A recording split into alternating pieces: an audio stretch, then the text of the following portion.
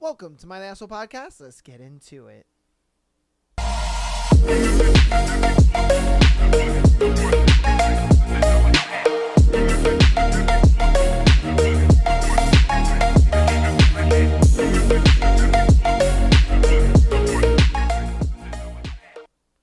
Welcome to my Asshole Podcast. Boy, is it good to be here on a Thursday episode, and you want to know why? Because we have a brand new book for you guys. Obviously, you guys have seen it in the title. It is called Beautiful Venom. It is a book that was recommended by one of you lovely supporters out there. Actually, the second book was recommended to me, but I looked at it like I don't want to do the second book without doing the first book. So we're going to do the first book, and then if the first book goes over well, we'll do the second book. So that's kind of how we're doing that. And you guys should recognize one of the voices, the lady that voiced Adeline in Haunting Adeline, Michelle Sparks. She is going to be the one that'll be voicing our heroine in this book as well. So I'm sure you guys will get a kick and enjoy that. And yeah, man. So without further ado, we're going to get into the thread and then we'll get into today's book. So let's get on into it. Today's thread is what irked you the most about someone you were initially very attracted to. All right. So let's see what irked you the most about someone that you were, feeling, you were into, you know what I mean? Never brushed his teeth. I don't mean never, but only like once a week, bruh. Come on, man. It's, you know what I've noticed is it's one of those things where, like, the smaller the details about yourself, the more a girl notices. And it's a little weird. Even shit like cleaning your ears, you know what I mean? Shaving your nose hairs. Like, bro, girls notice this shit. It's so, okay, like, I had hung out with a friend, right? And this is embarrassing for me to say it, but it's okay. I love you guys, and your guys can judge me. So I was hanging out with a girl, right? And we were, me and her friends. It's not like it was a romantic thing or whatever, but we were hanging out, and we were having some sushis. We were having some sush, and she was just like, hey, you have like nose hair. And I'm like, what you talking about? And she's just like, yeah, like, you don't shave your nose hairs. And I'm like, I do shave my nose hairs. What do you mean? And she was just like, well, like, you have like long nose hairs. And I'm like, what the fuck? And it's crazy because it was one of those things where I'm like, I literally took my phone out and I turned the camera to the front facing camera to see what she was talking about. I'm like, what are you talking about? And she's like, you have like literally long nose hairs. And I'm like, girl, I don't see what you're talking about. And then I get home and I was looking in my like little cabinet mirror because I was able to get kind of close to it. And I'm like, damn, son. I'm like, damn, she's right. She's right. I do got long nose hair. I was so fucking self-conscious about that. Oh, bruh. I was so mad. I was like, all right, let me go ahead and get the nose trimmer out real quick and just, you know what I mean? So I'm like, yeah. Girls be noticing that shit, man. I mean, lucky for me, I do like to, whiten my teeth because that is something I used to always have yellow teeth when I was a kid. Not because I didn't brush them or anything like that. Because I mean, I'm the type of person, I've never had a cavity, never had tooth pulled, root canal, none of that shit. Like, your boy got some pristine teeth, but it's just always like teeth staining. You know what I mean? You eat food or you drink things that stain your teeth, and I never really looked into whitening stuff until I got into my late 20s and stuff. And I was just like kind of noticing that about myself. But it was one of those things where I'm just like, I thought I had all my bases covered. I was like, oh yeah, I'm out here looking beautiful, but she was just like, yeah, no. So yeah, man, that's something to think about, fellas. That's something to think about. Is like when you're out on a date with a girl, man, you gotta cover all the bases. Get the nose hairs, the ear hairs, do the eyebrows, do the I don't know, the chins, armpits. I have no idea, bro, because they'll notice. All right, on to our next one. What irked you the most about someone you were initially into? She smoked and then said, well, by the time I get cancer, they'll have found a cure for cancer. Bruh. No, they won't, bruh. No, no, they won't, bruh. You are so dumb. No, they won't. They are not going to ever find a cure for cancer. And you want to know why? They probably already have a cure for cancer. But it's big pharma, man. God damn it. But dude, that's just crazy to think that, like, you're just banking on the fact that, yeah, they'll cure my lung cancer by the time I get it. Like, bro, you could get lung cancer in your 30s. You can get lung cancer, in your late 20s, depending on how much you smoke. Yeah, bro. It's funny because I used to work with this one guy, right? And his daughter was 32 years old with a tracheotomy. And if you don't know what a tracheotomy is, that is when you smoke so much to where your larynx is literally burnt out, and your larynx is obviously what vibrates against your vocal cords and helps you speak. And she burnt that shit out so much to where they cut a hole in your throat and you talk through the fucking hole like you're a little robot. And you're like, yeah, how are you? How's it going? What's up? Bitch was 32. 32. That's crazy, son. With a hole in her throat. Mind you. Yeah, man. Nah. It ain't worth it, bro. It ain't worth it, man. Oh, hell nah. All right, what irked you the most about someone you were initially into? Said plus size girls were unattractive and acted offended when one hit on him. He was plus size. Okay, bro. Okay, come on, man. You can't be out here fat talking about fat girls, bro. All right. You know what I mean? You can't be fat talking about fat girls, man. You can't. That's some crazy work. Like me, I can talk about fat girls. I'm in shape.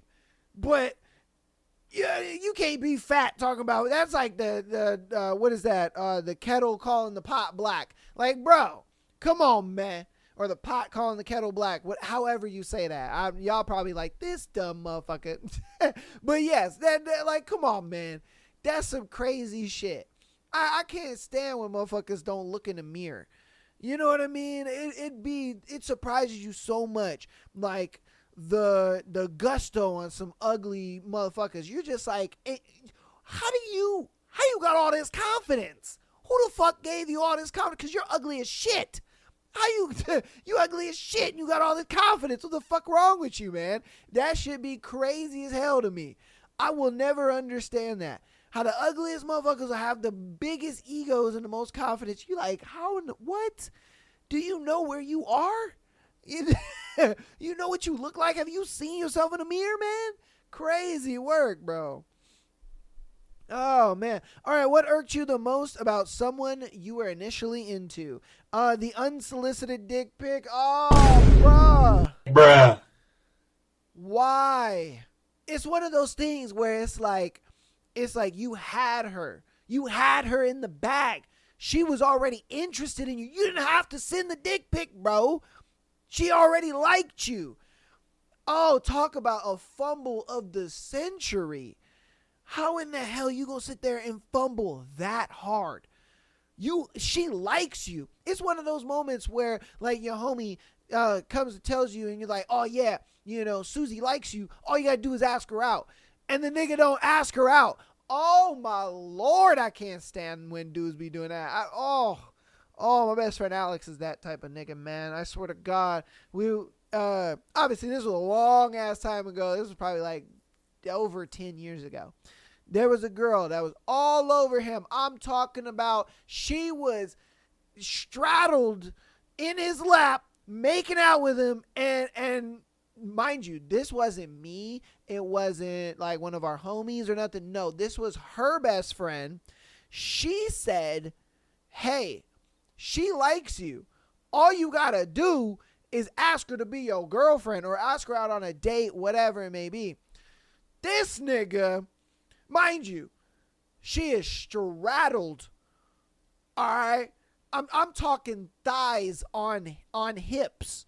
You know what I mean? She over here straddling him, making out with him, and he's like, "Oh, I don't know.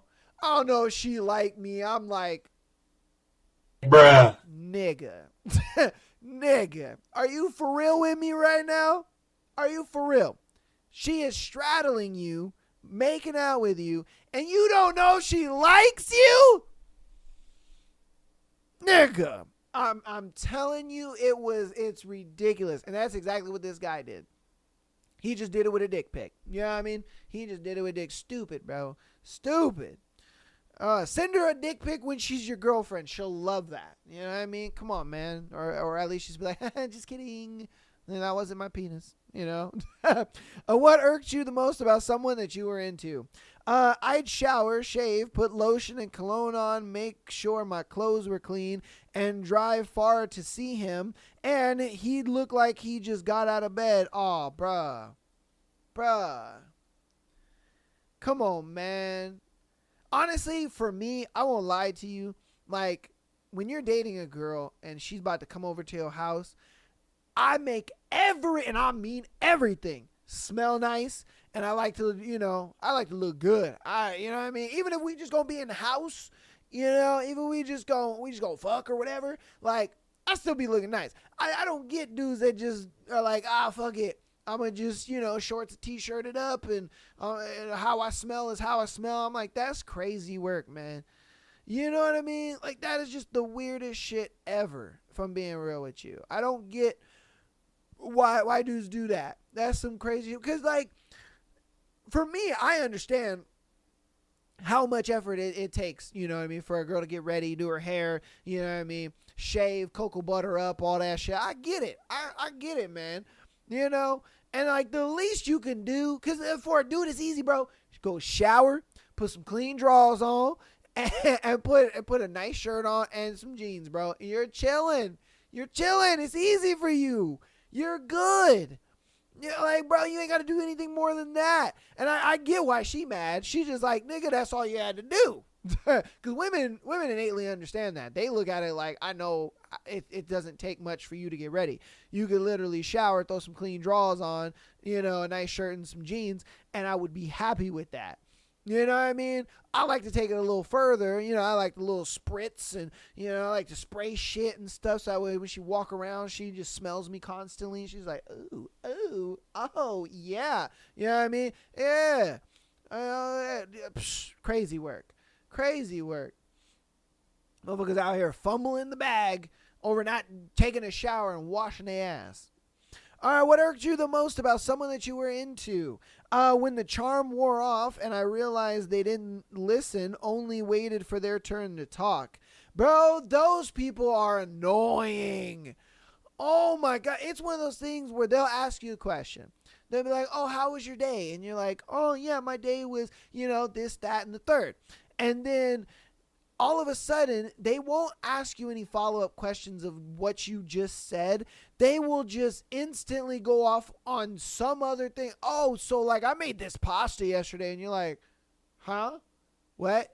I don't remember us talking about this. All of us. Wait, what?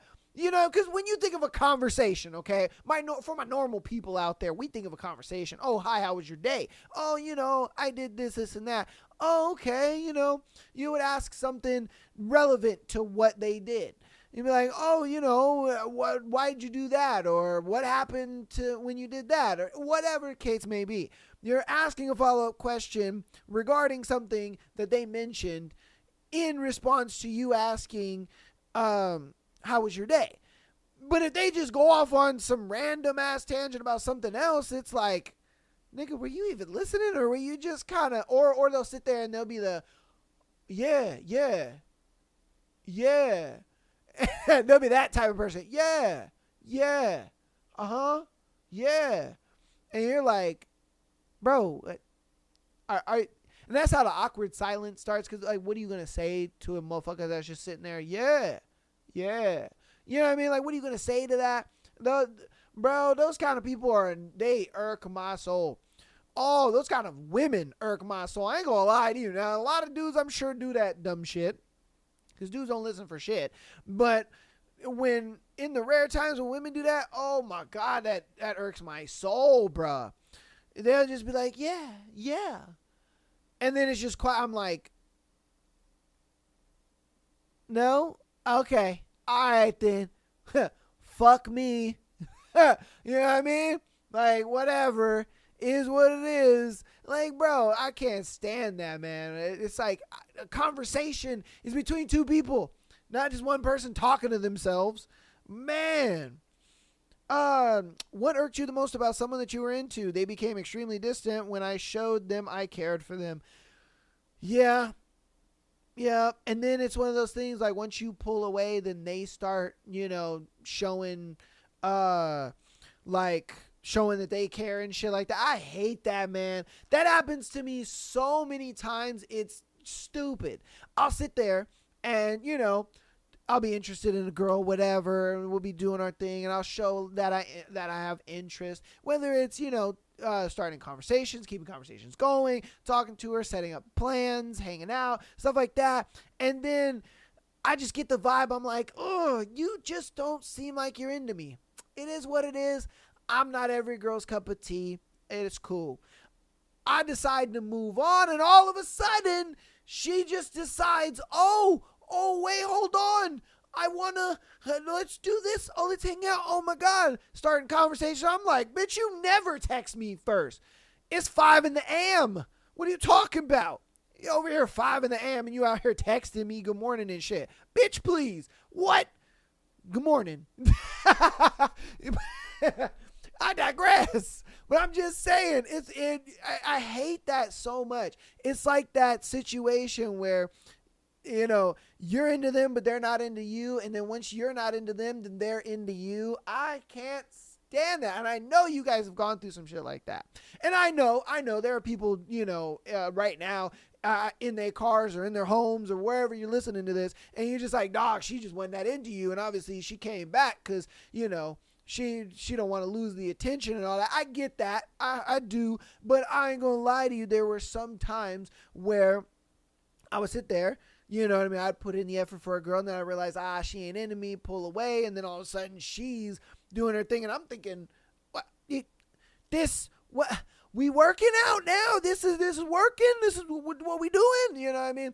Yeah, you kind of fall in that trap without realizing it, because like I said, she'll sit here and text you 5 a.m. talking about good morning, and you like, bitch, what? Bitch, please. Good morning. You still gonna send that text. It's not like you're not. You're like, come on, bruh. You gonna still send that motherfucking text. Don't sit here and tell me through the internet, that you not. You're gonna get the fuck out of my face, all right? Get out of my digital face. There ain't no way. You gonna still be like, good morning. Like, get the fuck out of it. I know I did. All right. What irks you the most about someone that you were into? How rude she was to servers at restaurants. She was so beautiful. Didn't matter. That was an instant turn off. 100%. I have yet to get the girl that is like, horrible to staff and all that kind of stuff. Thank Jeebus. You know what I mean? Thank a Jeeba Christ that I have not met one of those girls, because, bro, I ain't gonna lie to you.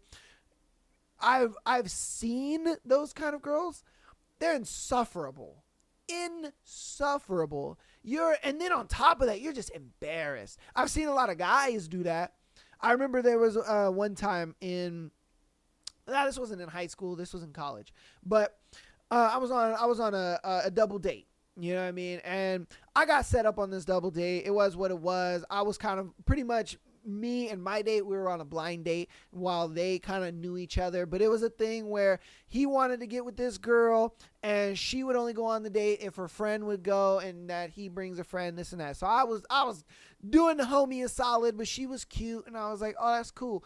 For some reason, okay, we get to the restaurant, we're having a good time, everything is chilling, copacetic, and then I'm, talking to my date, whatever, and I'm just like, oh, what are you looking at? What are you thinking of getting? I'm thinking about getting this. And she was like, I was looking at the same thing, and I was like, you know what? You know what I mean? We can get something to share if you're not really that hungry or whatever. And I'm just making small talk. Waiter finally comes, and I'm like, all right, cool. I get what he was trying to do, but he went about it completely wrong, and I'll tell you what he was trying to do. So Waiter comes around, right? He's on our side of the table, and I'm like, cool, I'm going to get this. I ordered, then my date orders. She's like, I'm going to get this. Now, the girl that my homie's trying to get into or trying to get at, she was just about to say what she wanted, but then he goes and he's just like, no, hold on. I'm going to want this, and then she's going to want that, but she doesn't want it with something. There was something that she didn't want on it. And he was like, if it's on there, then I'm not tipping you. And I'm like everybody looking at him like he ran over a dog. And I'm just like, bro, that was unnecessary. But we let it slide. It was what it was. Like, bro, you know what I mean? Like, it was unnecessary. So again, we let it go. We're talking, doing our thing. It is what it is, blah, blah, blah. And so then all the food comes, whatever. Now, my date, I think she was a little clumsy or whatever. She happens to spill, all right? So she was like, she had something on her fork. She was bringing it to her mouth. It fell, and it got some sauce or whatever it was in there. We didn't have napkins. So I was like, oh, shit. We need to get napkins. I was like, hey, bro, can you stop him to get some napkins? And so he was like, oh, excuse me. And, waiters are busy. They're dealing with other things. They're trying to get, you know what I mean? So it's like, I get it. You know what I mean? It's not that he was ignoring you. It's just they're busy. It is what it is. This dude proceeds to get up and be like, hey, do you not hear me talking to you? Hey, man, we need some napkins because the girl spilled over there. And I'm like, oh, my Lord, bro. Oh, I ain't going to lie to you. The look on his date's face, she looked at me, mind you, all right? She looked at me like I shot her grandpa. And I'm like, I don't know. Okay, I don't know. I'm just a boy. Okay, I don't know what this man's doing. I'm here under duress, okay? I didn't want to be here. Okay, if it was up to me, I'd be in my bed with my Snuggie, okay, watching TV. But no, I got dragged out of this bitch, and I'm here, okay? Like, shit, the fuck, man? You know what I mean? And it was so bad. I was embarrassed for her.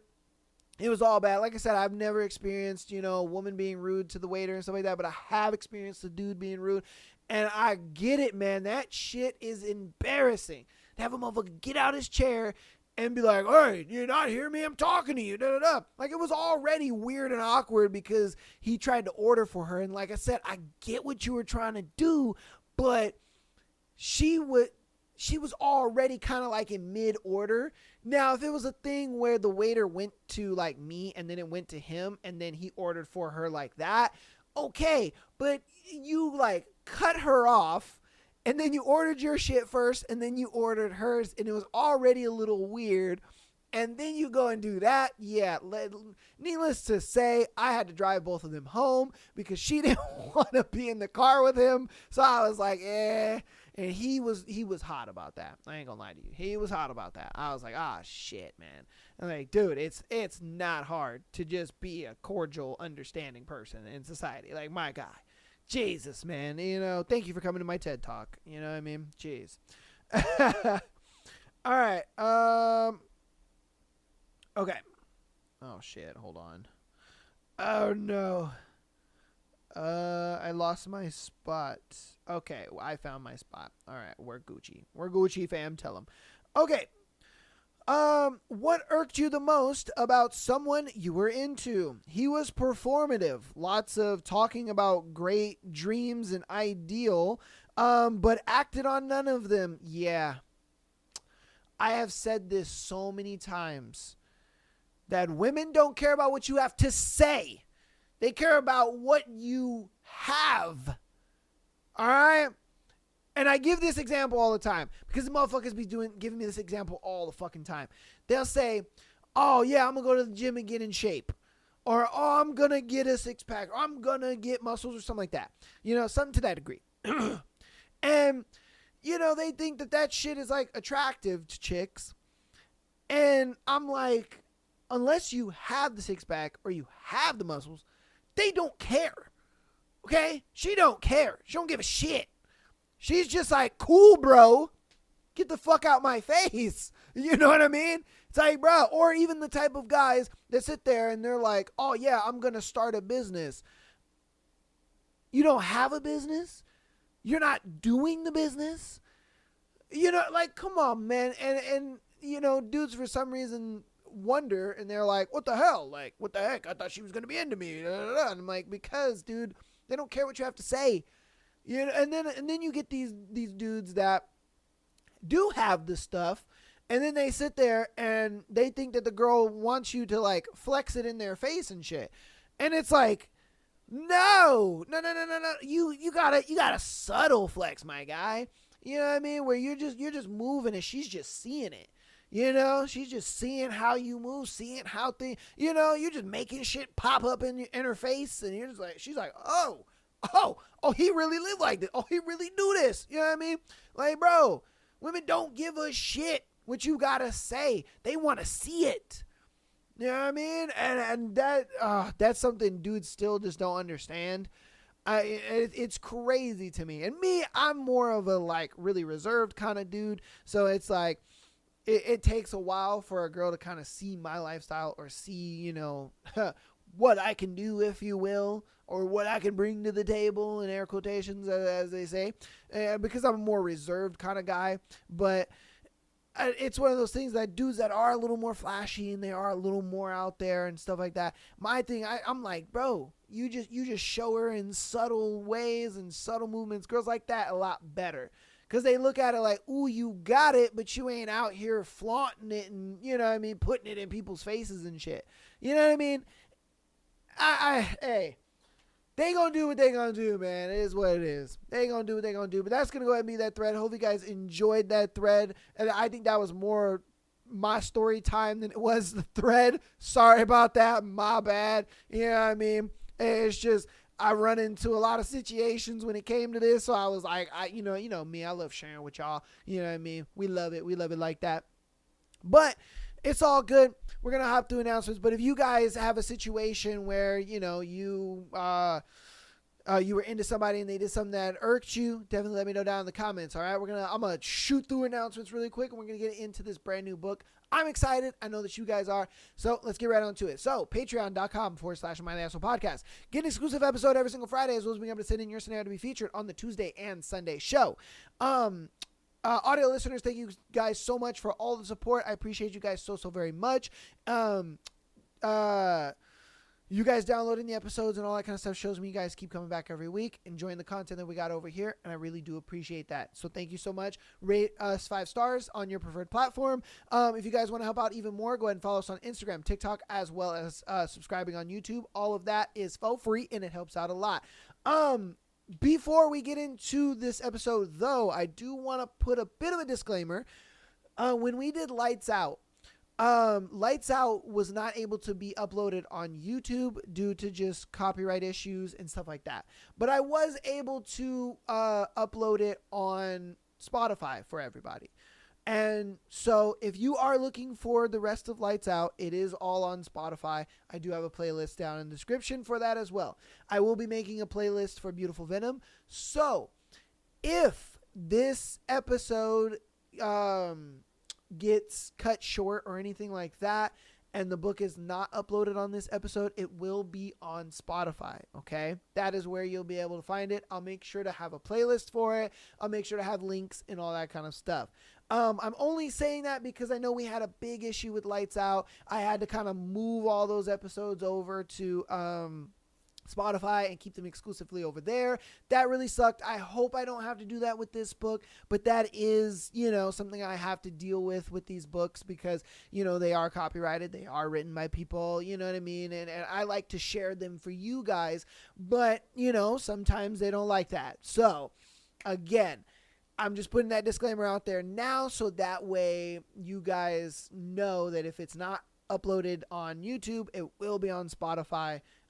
If anything, the whole book will be on there and we, you know, we'll have our thing. So, okay, I'm letting you guys know that now, but without further ado, we'll get into the book. Oh, it will show the wrong artwork. I did not do that. I do apologize. It will be showing the artwork of King of Wrath. I didn't update the artwork. I'll probably have that updated on the next episode, okay? So, yeah, don't get freaked out if you guys see the artwork for King of Wrath. This is beautiful Venom, okay? I just realized that. I'm like, shit, I didn't do that. Oh, man, the price I pay for doing a new book. You know what I mean? It is what it is. All right, let's get on into it. 1. Dahlia. Life as I know it has been shattered into tiny, unrecognizable pieces. The silver lining, I have nothing to lose, no one to go back to, nowhere to call home. So nothing stops me from pursuing the bloody path I've carefully traced. My fingers tremble against the smooth plastic of the stadium seat as I remain hidden. My muscles burn and my knees shake, creaking from the crouched position I've forced myself into for 20 minutes or more. A blast of icy air envelops me, frosting the beads of sweat coating my temples and upper lip. The thing is, I'm not supposed to be here. And I don't mean in this position per se, but in the whole place. I certainly wasn't supposed to set foot in Greystone Ridge or on the campus of Greystone University, also known as GU. Most importantly, I'm not supposed to be sneaking around in their notorious Vipers Arena, home to the school's prestigious Vipers hockey team that just won a spectacular game. Just is metaphorical, because that game ended hours ago and everyone has evacuated the premises, except for me and the 3 players below. Loud thuds fill my ears as the puck checks the boards. The swish of blades on the ice adds a symphony of undiluted violence. I peek from between the dark blue chairs, holding my breath, despite the magnitude of sounds echoing in the arena. The seating inside Vipers Arena, which has a capacity of over 10,000, rises steeply, giving a dizzying, vertigo-inducing view of the ice below. I can still hear the roar of the crowd from earlier, as if it's a physical force, reverberating in my chest in a persistent thrum. The clapping and chanting that ricocheted off the walls, rising to a deafening crescendo, was dull compared to the sound of the 3 players' fast-paced late-night practice. Or should I say, meeting. I catch a glimpse of Vipers printed on the boards across from me as the ice gleams under the harsh, blindingly bright lights, casting a bluish tint over the rink. The crisp, biting sound of skates slicing across the ice sends chills through me as I follow the players' cutthroat maneuvers.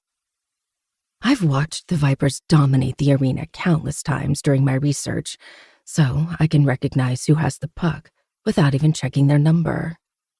Some might call this an obsession, and maybe it is, but if it can get me closer to the team, I'll be a simp, or a stan, or whatever correct term that means I'm an expert on this bunch of snakes. I lower my baseball cap over my face, switch my weight from one foot to the other, then rest my clammy forehead on a tiny spot between the 2 chairs. The 3 of them are so fast, so vicious, and so ruthless in their play, they nearly blur together in a sea of sharp glides. My eyes cross as I attempt to keep up. They're alternating and playing 2 against 1, probably to improve their flawless attack synergy everyone was singing praises to earlier tonight. The reason those 3 play well together is probably because, even after everyone went home, they took to the rink again. I've heard rumors that they often have these late-night meetings and had to confirm it myself, which is why I went to the restroom, stayed there until the place was nearly deserted, then snuck back into the arena and hid behind the chairs in the corner, close to the ice, but out of the players' field of vision.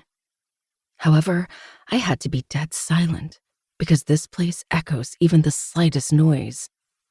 The 3 of them come to a halt in the middle of the rink, clacking their sticks together before tossing them onto the ice. That was lousy defense. Number 71, Jude Callahan, is the first to remove his helmet and shakes his soaking wet black hair before he tosses it back like a dog. He's the tallest and bulkiest of the 3, standing at a whopping 6'5", and is the definition of fucked up. Jude is the most feared right wing in the college league.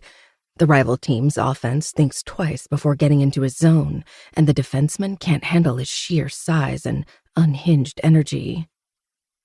Jude has anger issues and chose hockey to beat people the hell up. Everyone knows it. And anyone who has any dreams of a hockey career has learned to stay out of his way. Number 13, Preston Armstrong, throws his helmet at the back of Jude's head, his deep voice carrying in the empty arena with a note of sarcasm. Chest slamming is not an offense strategy. You would have been penalized for that, as always.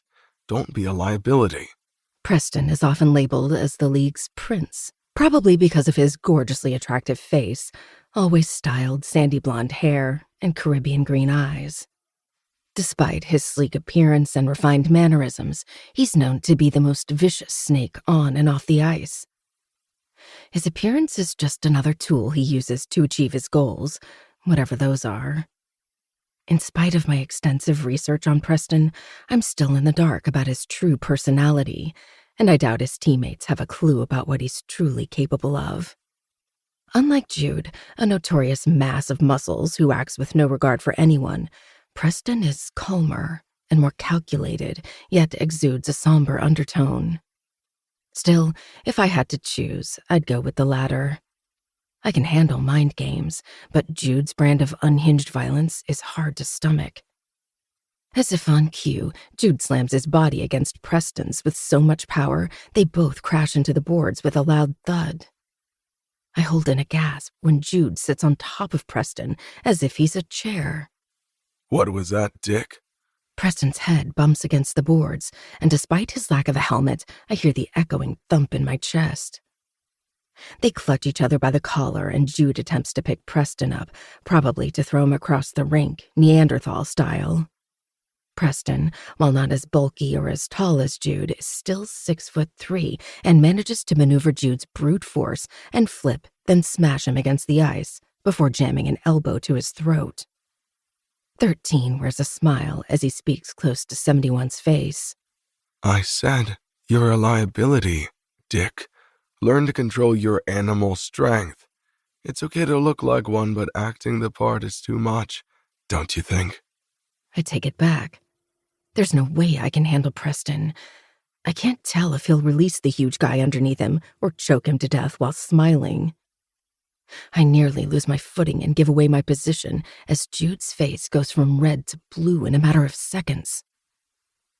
In a blur of motions, Jude kicks Preston, and then they're rolling on the ice like a couple of polar bears, without head protection. The third player, number 19, removes his helmet with a sigh, revealing damp, tousled, dark brown hair, and a soft frown between his thick brows. Jude and Preston's fight filters to the background as the view of the Viper's captain and center grips my throat with invisible hands. And the worst part, this isn't the first time he's stolen my attention. For some reason, I've often found my eyes unconsciously flitting to Kane Davenport, and I can't figure out why. Yes, he's handsome, probably the most beautiful out of the three of them. While Jude has angular features and Preston is more of the princely type, Kane's beauty is unnerving. His sharp, chiseled jawline affords him a naturally commanding look. His usually neatly styled hair is now haphazard, and he runs his fingers through it, making his thick strands look casually polished. At 6'4", he's also tall, but not as threatening as Jude. Kane's lean, yet muscular build complements his role as a dominant player on the ice. His body is sculpted for both power and agility, and his controlled movements reflect his innate leadership. He carries himself with confidence, his posture always straight and composed, giving off an aura of quiet authority. And yet, his blue eyes are so pale, so blank. They're akin to those of an Arctic wolf instead of a human. They're piercing, cold, and unreadable. Despite his outward calm, there's a flicker of danger lurking just beneath the surface. And yet, he's the only safe option on the team. Kane is a responsible captain, a powerful leader, and the one who calms his teammates when they slip out of control. He's also the only senior player with a normalish personality. Well, as normal as these assholes can get. He's still part of that fucked-up organization no normal person would choose of their own volition. I glance at the black obsidian ring on his right index finger that doesn't shine under the light. I can't see it clearly, but I know there's a compass rose branded on the top of it, a depiction of his family's symbol. The ring is proof of his monstrous ties. He skates to the other two and forcibly breaks up the fight by shoving his body between theirs. Preston instantly jumps up and skates in circles, his rhythm and provocative facial expression taunting without his having to say a word. Jude fights against Kane's hold, and his strength and thirst for violence form an invisible halo around him, eliciting goosebumps on my skin. Enough.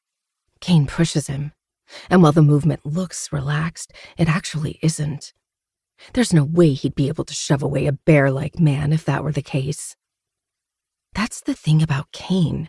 He somehow manages to make things look effortless when they're far from it. Is that all you got, big man? Preston tilts his head to the side and pouts at Jude, mimicking an innocent kid. I'm disappointed. Jude dashes toward him. You fucking... Kane extends his hands, punching them both simultaneously in the stomach. I said enough. Save the energy for the ring. Jude snarls. I'll pummel his pretty face to pieces until he stops talking shit.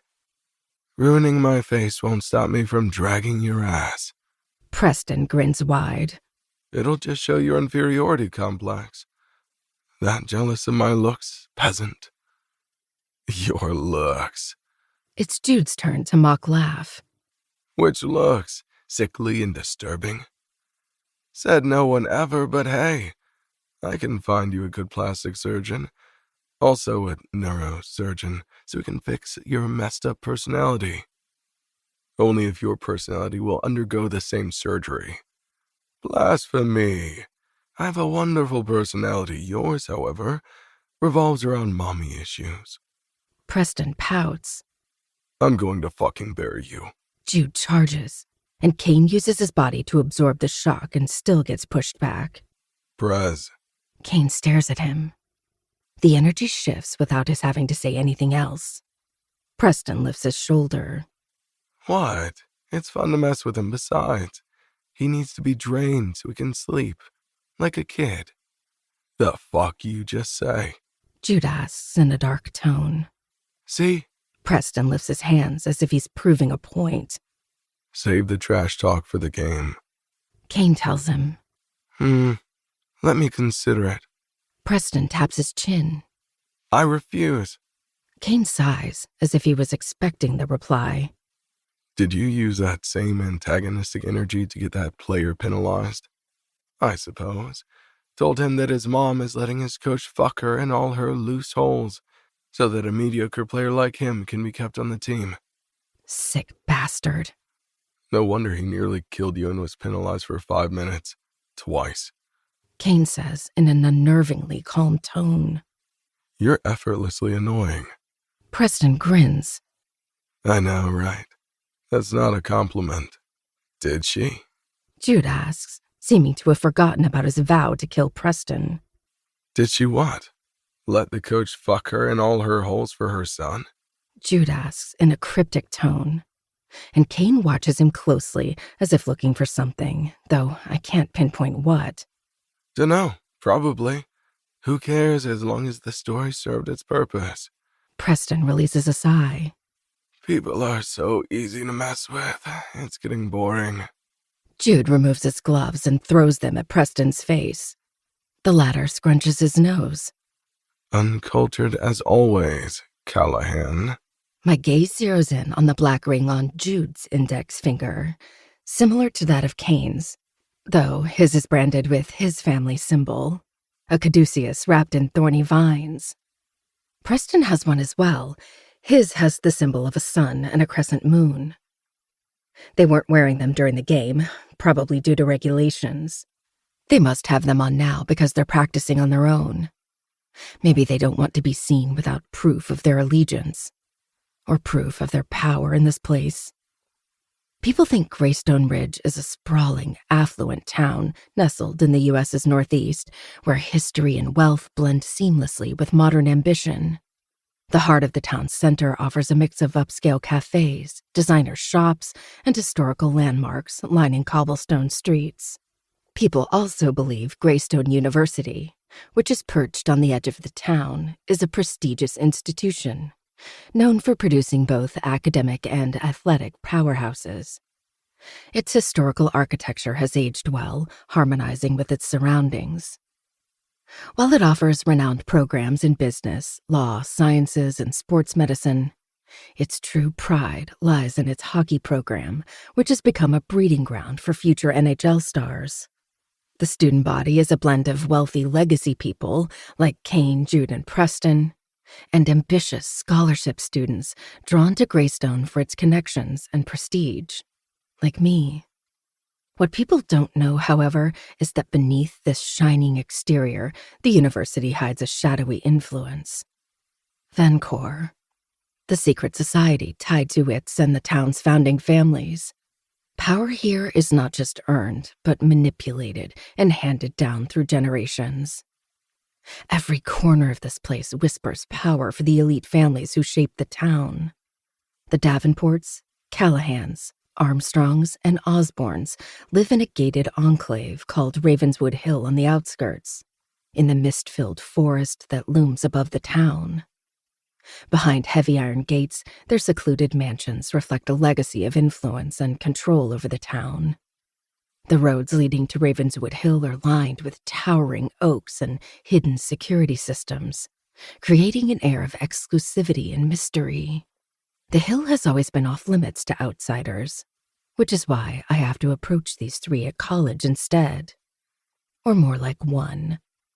Kane is my best bet. I don't think he's an idiot I can fool easily, but he's at least a pacifist. Over the past few weeks, I watched many of his games online and in person, call the stalking police, and have never seen him indulge in violence. Not once. That's kind of a miracle in a physical sport like hockey. If anything, he's an expert at breaking up fights. His cool is never ruffled, and his authoritativeness can be felt through the screen, probably why he effortlessly snatched the captain's position. I'd rather not get close to any of them, but I have to, so it has to be Kane. Anyone you'll invite this time? Kane asks Jude as he skates to the bench area. No. The latter says without turning around. Sure about that? Yes. Fuck off. And with that, Jude leaves the ice and heads to the tunnel, disappearing out of view. A faint mechanical hum from the ice machines overpowers the silence as Kane looks at Preston for a few heavy seconds. You? Contemplating it? You're expected to vet and bring someone to the initiation prez. You didn't tell Jude that. It's better he doesn't. He'll just force someone off the street to accompany him, and we don't want to deal with that mess. You're different. Use your conviction skills. Manipulation skills. Last time I did that, she didn't want to drink my blood. Nearly killed her before she was kicked out. He frowns. How could anyone refuse my blood? Normal people? Kane asks what I'm thinking. Seriously, maybe that guy is only in Vencor because he was born into a founding family. He obviously doesn't belong there. How about you? Preston asks with a raised brow. I'm all set. Worry about yourself. All set? Does that mean he already has someone in mind? I was supposed to worm my way into his life so that I'd be that someone. Not too long ago, I applied to be an intern for the team's physician, which is still on hold. My classmates said it was impossible that they'd accept a girl for the position, while gloating that he'd be the best person for the job. If he's right, then my chances of getting closer to the team are slimmer than ever before. I could apply as an assistant to the administrative manager or even volunteer. However, those aren't guaranteed with a popular team like the Vipers. All set, huh? Preston repeats with a knowing tone. Go home, Armstrong. Aye, aye, Captain. Preston mock salutes, a sadistic smile painting his lips before he skates away. Time to drown Callahan in the showers. A silence befalls the arena.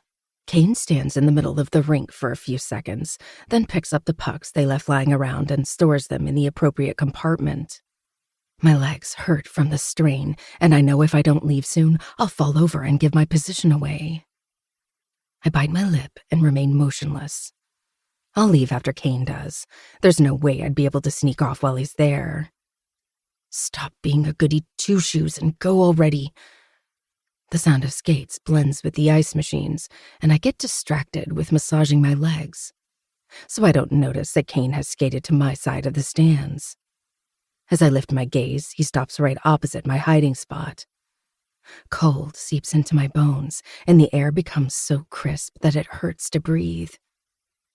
In the oppressive stillness, Kane's calm voice carries through the empty arena. You can come out now.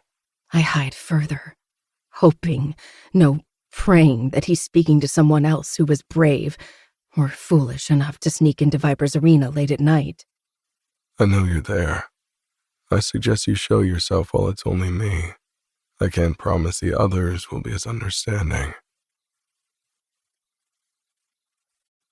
2. Dahlia. My heart beats so hard, it nearly spills through my rib cage. Sweat is now covering my hands as I tighten my grip on the chair. No amount of icy air could extinguish the fire that erupts at the bottom of my belly.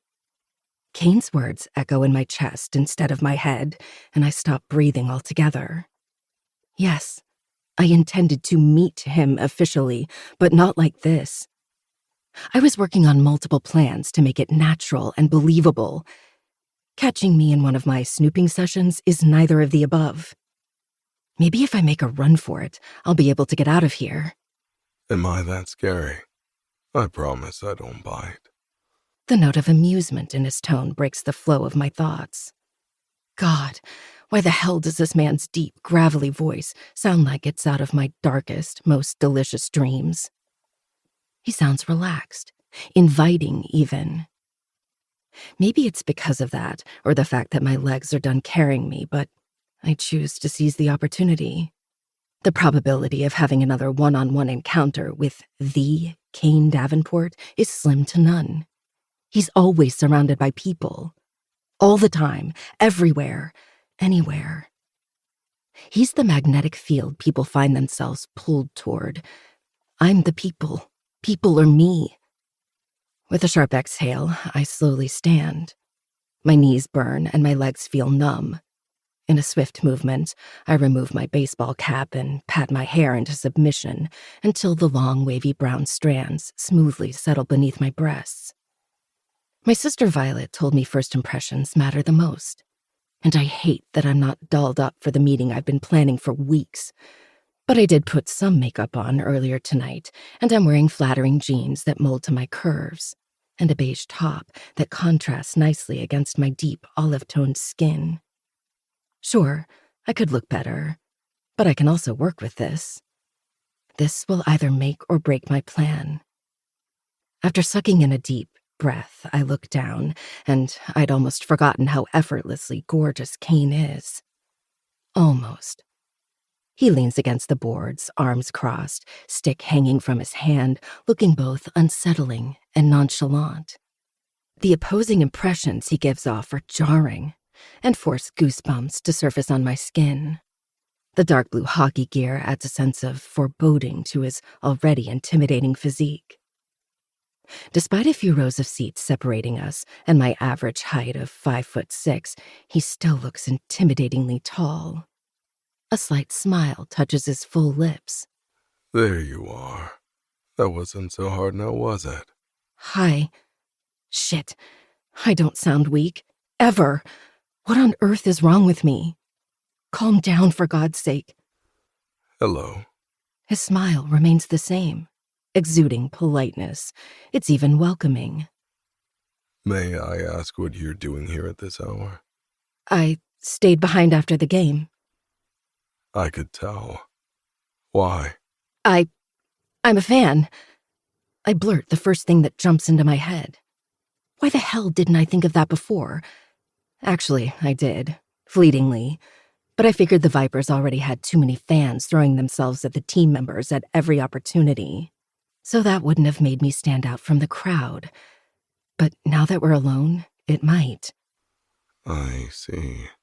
The two words are followed by intense eye contact that's strangely devoid of warmth. I'm being scrutinized, but there's no sense of connection. The glacial pale color of his eyes is similar to sinking into the Arctic Ocean as layers of ice form on the surface at an alarming speed.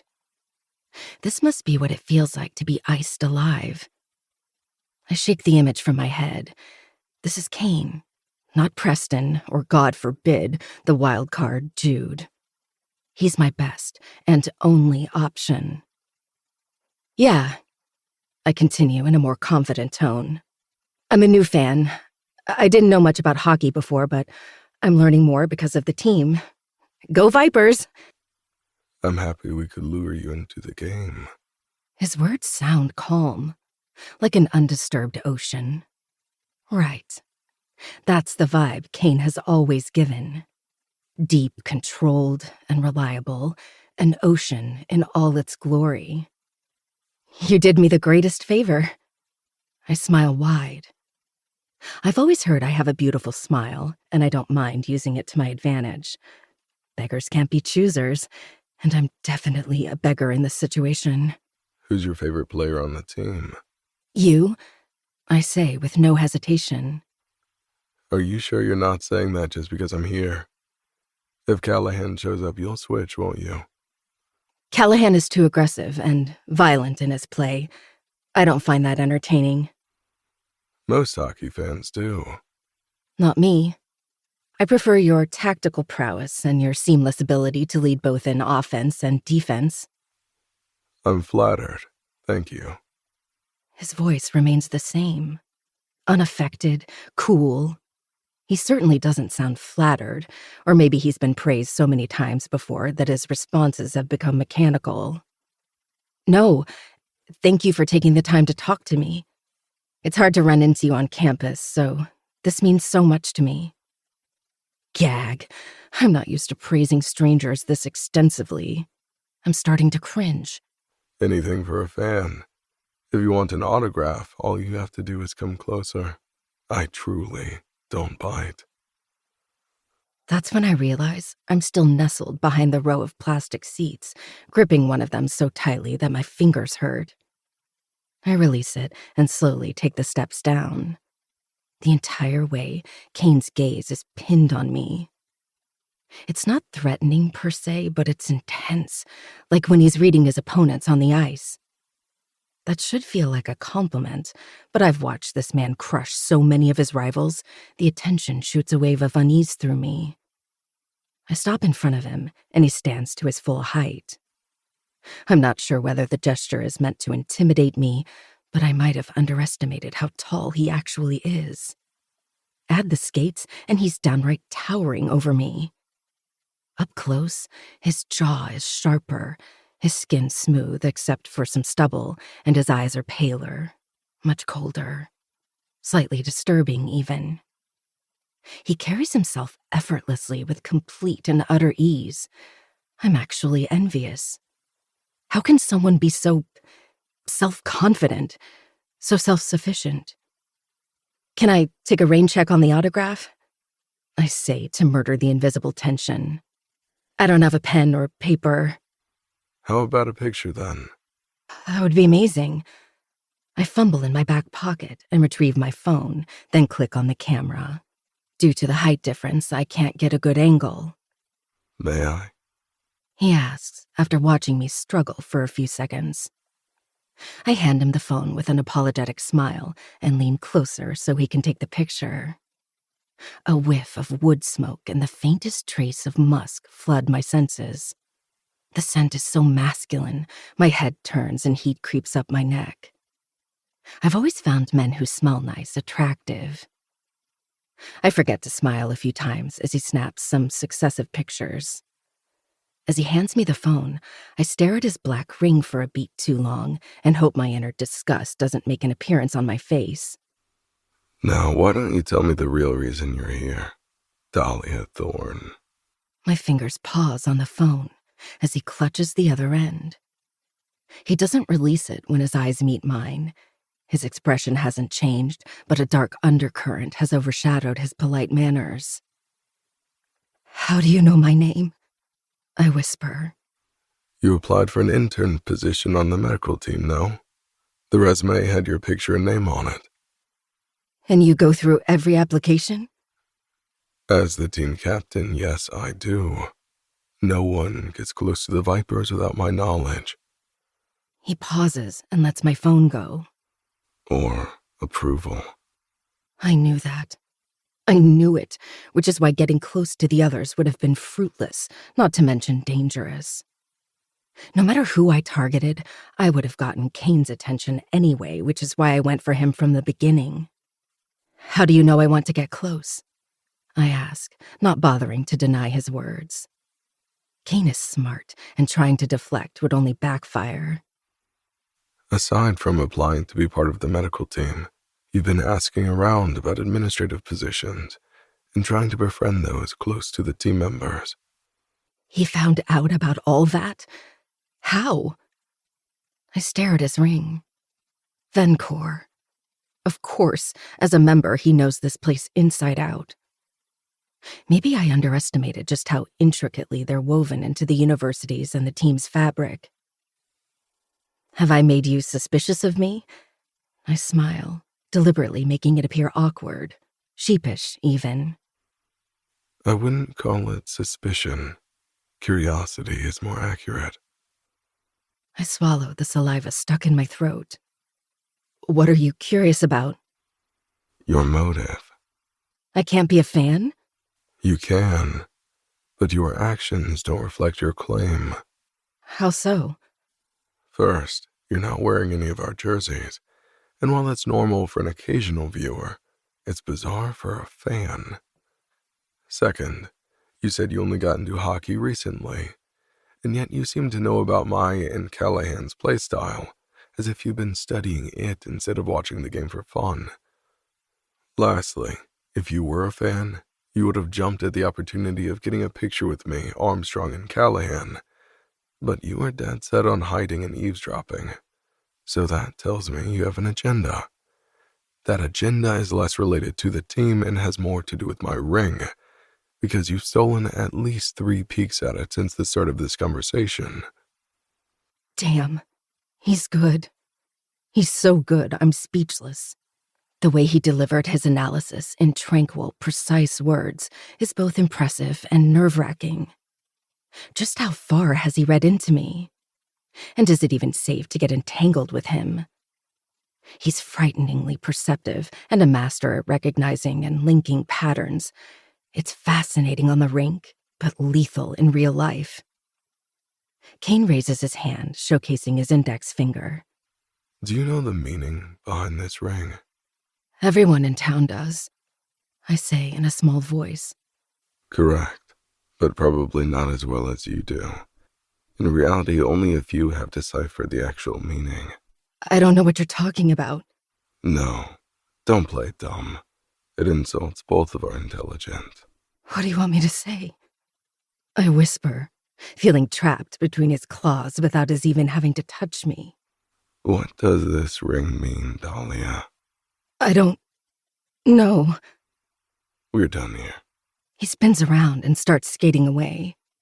I panic, my breathing coming in a chopped rhythm, and I draw endless circles on my thumb with my index finger. I just know that if he leaves, he'll never give me the time of day again. He seemed disappointed by my reply.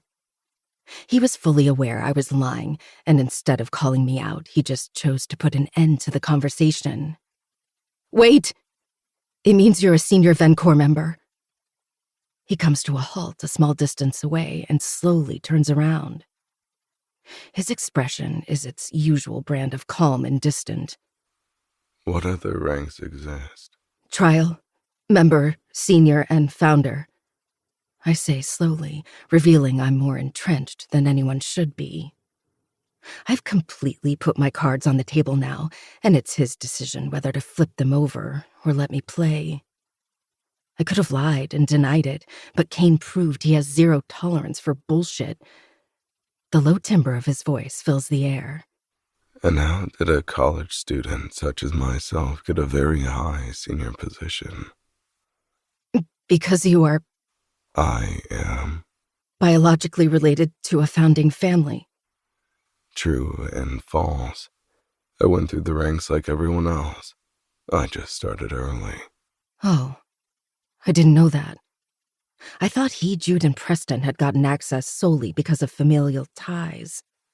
How early? I ask. Early. He speaks the single word with enough command to ward off any further questions. Now why don't you tell me the reason you're so well versed in Vincor when you were born in Maine and grew up in New Jersey, Dahlia? I swallow hard. Even though that information is public and mentioned on my resume, the fact that he remembers it so clearly is unsettling.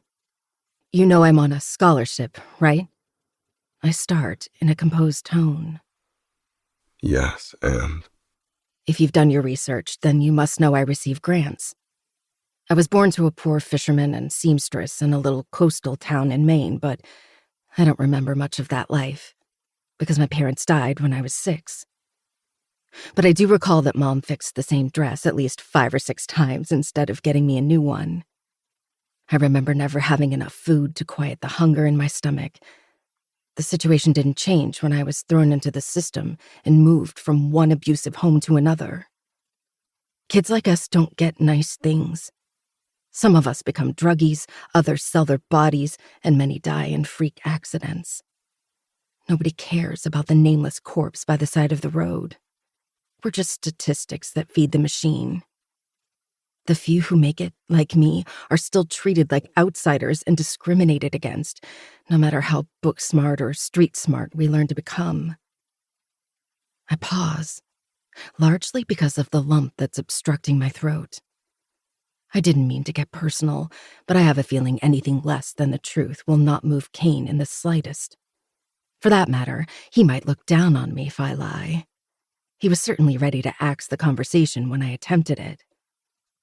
Although I've just laid my unglamorous life out in front of him, he doesn't react. There's not even a tick in his monk-like expression. He doesn't appear to be calculating whether or not I'm telling the truth. And? Is all he says, prompting me for more, sliding ghostly hands through my brain as if he wants to pick it apart piece by piece. And I'm tired of being on the outside. For once, I want to be on the inside. I want to wake up in the morning and not worry about how to survive for one more day. I heard Vencor can help with that. That if I become a member, my future will be guaranteed, like it has been for countless politicians, businessmen, and even ex-presidents. I want to be part of the powerful instead of the weak. And you thought the best way to do that would be to get close to the hockey team, where 3 players are seniors and a few others are members, and have one of the seniors invite you to the upcoming initiation. Not a question, but I still say, yeah. You thought right. I'll make your wish come true. My lips part. Did Kane just agree to help me without my having to resort to all the diabolical plans I had prepared? What? Why? Does he perhaps pity me? Honestly, I don't care. I'll be the most pitiful puppy if that gets me in. I have no time to focus on my pride in situations like this. Really? I ask, still not believing my ears. Yes. I already had someone else in mind for the initiation, but I'll take you instead.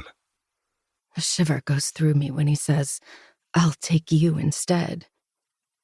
Even though his tone doesn't change, there's a strange shift in his expression.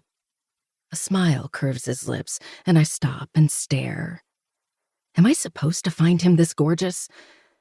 It soon disappears as his mechanical tone fills the air. Fair warning. This is not your run-of-the-mill initiation or some hazing ceremony where you will be asked to take silly dares. You'll be tested. You'll be pushed to your limits, and you'll be asked to offer your body and soul at the altar of demented people. If you refuse, you're out and banished for life. If you don't prove to be willing to be used for Vencor, you'll be sabotaged until you escape the country or shoot yourself. And if you betray Vencor, no one will find your bones. Are you sure you still want to participate? Sometimes being an outsider is much safer than being a blood-bound insider. Another chill runs through me, and I tighten my hands on my phone. I've heard a lot of rumors, and I'm part of dark web forums that discuss theories and stories about what these people are capable of.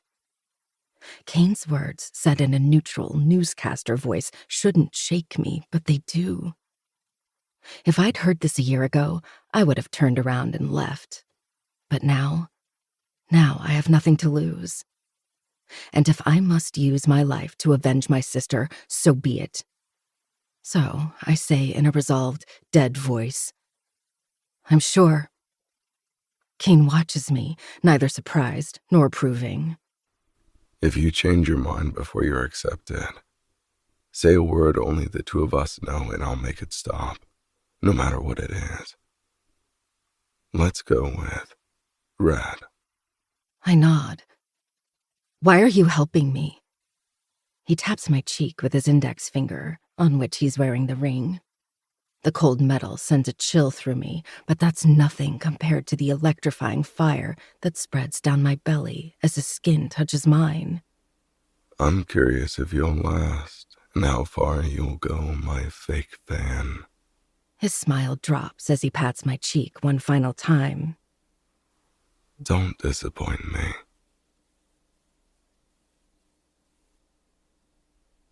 All right. Woo! That was a book. Oh, man. And the whole thing about her wanting to avenge her sister and all that kind of stuff. There's going to be some really good side story to this one. But I'm excited. I hope you guys are too. Hope you guys enjoyed today's episode. And yeah, man, I will see you guys next time. And peace.